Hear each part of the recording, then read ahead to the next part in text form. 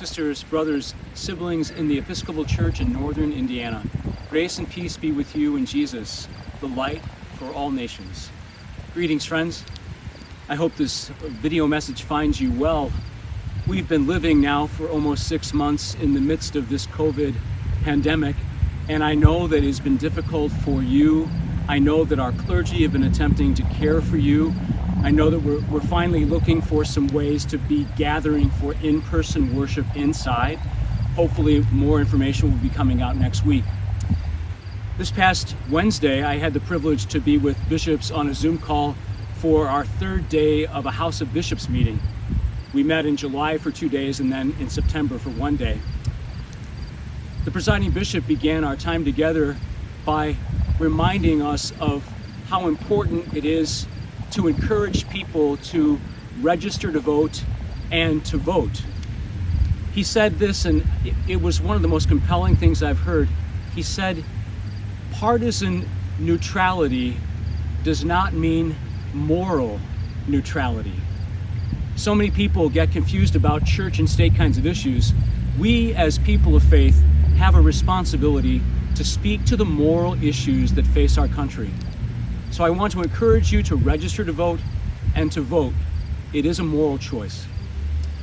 The second thing that we did was to receive a paper from the House of Bishops Theology Committee entitled White Supremacy, the Beloved Community, and Learning to Listen. We spent 4.5 hours in conversation around this paper, and I'm going to be sharing it with our clergy. In the midst of bishops' conversations, one of our bishops reminded us that we are called in our teaching role to help people learn about the founding sin of racism in our country. To learn about the founding sin of racism in our country. We've been taking steps these past few months. Our Becoming Beloved Community, the Commission on Racial Justice and Racial Reconciliation in our diocese, have been completing a video program called Sacred Ground so that they can be prepared to offer it to us. This coming Saturday, our clergy, our non-Black clergy, will be gathering to be part of 2 days of facilitated conversation around white supremacy, white privilege, and how we address the issues in our own lives. So this work is important. It's never ending. I'm grateful for the people who are giving leadership to this initiative in our diocese, and I encourage you to participate in the conversations that will be forthcoming in the next few months.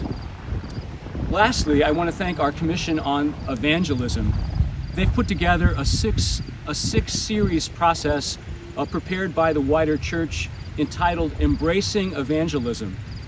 And if you've not participated in it and you'd like to do so, it's not too late. The first session was video recorded, and you're welcome to see it and then sign up for the next 5 sessions. Sisters and brothers, thank you for the privilege to serve as your bishop in the diocese. Be assured of my prayer, and know that in the midst of these trying times, we're called to be together, called to support one another, and called to walk in the way of love.